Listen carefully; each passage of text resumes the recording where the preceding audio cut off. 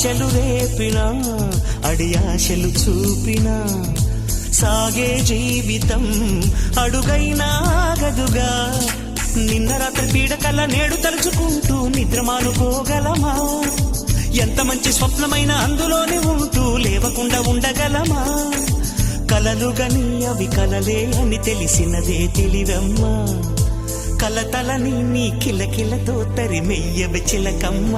నవ్వే నీ కళ్ళలో లేదా జాబిలి, నవ్వే ముంగిళ్ళలో రోజు దీపావళి.